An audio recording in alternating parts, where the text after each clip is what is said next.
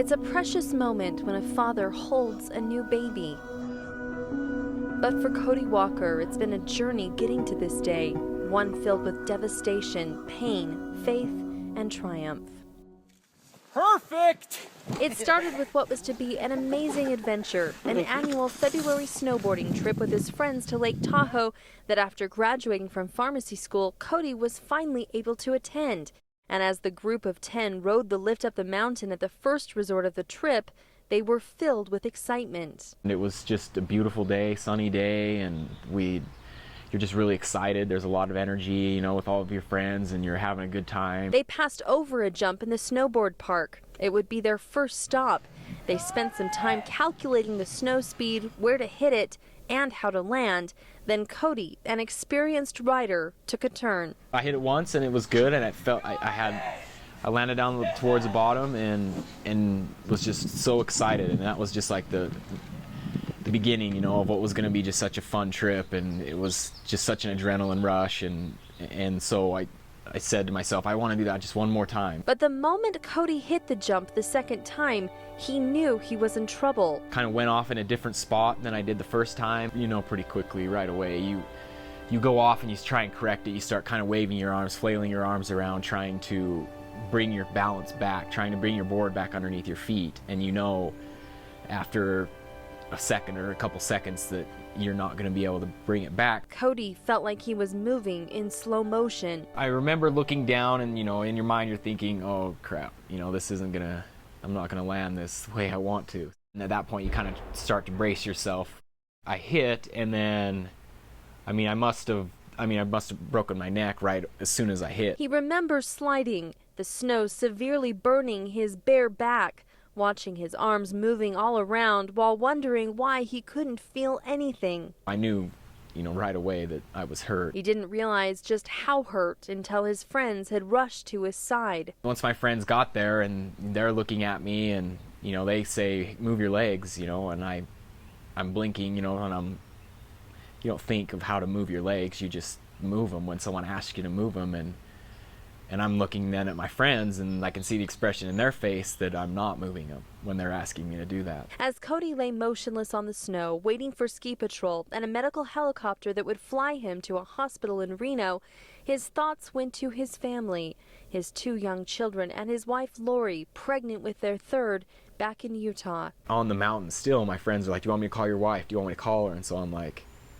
crap, everyone around me thinks this is pretty serious, you know, and so I said to them, yeah, I want you to call her, I guess, you know, if you feel like it's that bad, and then call her. Lori was at Jungle Gyms with her kids when the phone rang. It was one of Cody's buddies. I immediately got a pit in my stomach because I thought, uh-oh, why is he calling me right now in the middle of the day? He said, hi, Lori, Cody's been hurt. The next few hours were a blur for both of them, Cody in the ICU being evaluated by doctors and surgeons, and Lori packing a bag, booking a plane ticket, and kissing her kids goodbye, unsure about her return home. You know, everything runs through your head, just thinking, how is my life going to be different?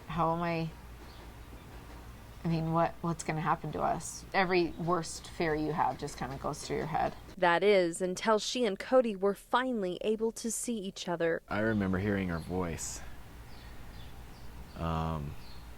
And I tried to make light, or I tried to, you know, not be on my deathbed or whatever. So, you know, so I yelled, I hear you out there. I had so much comfort in being able to look in his eyes and look in his face and see him smile at me and know it's the same person.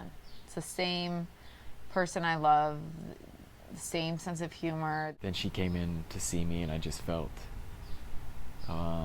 just like comfort. He could look over at me in my eyes, and just feeling that, I just knew everything's going to be okay. Whatever it is, we're going to be just fine. We still love each other, although I was really mad at you. Cody's future was very uncertain. He had 3 broken vertebrae. One was putting pressure on his spinal cord. He had no bowel movement, no bladder activity, no sensation or feeling, and he had broken both hips. Cody was paralyzed with no indication he would ever recover. But 3 weeks after the accident, a little miracle. I said to him, you know, Dad, that's me down there. That's me doing that movement, you know. And he looked down, and I could, you know, just kind of slightly curl my toes a little bit. 4 to 5 hours a day of intense therapy followed, months in the hospital, and at the end of April, Hold that hip forward. Walked across the pool. And then, right after he'd done it, then they turned on the jets and said, okay, do it again. every movement that followed was a major milestone, but Cody was working toward a goal bigger than walking. That'll be really cool. And he had a deadline. To be able to hold her, to be able to kind of the same things I had with Max and June, is to just play with them, to be a big part of their lives. That sweet baby girl, the one who had been growing inside her mother while her father lay motionless in a hospital bed, was coming. Yeah, she's a special one. Cody was determined to build the strength to hold her in his arms. Not have to sit on the sidelines, and watch, but to participate, to be put in the game. And here she is, Goldie Walker, tiny and perfect. She's already wrapped around her father's finger, a finger that's movement the Walkers will never again take for granted. The response is always, hold your kids a little bit closer, or be grateful that you go to work that day, or that your hands work the way they do, and just the small things that you take for granted.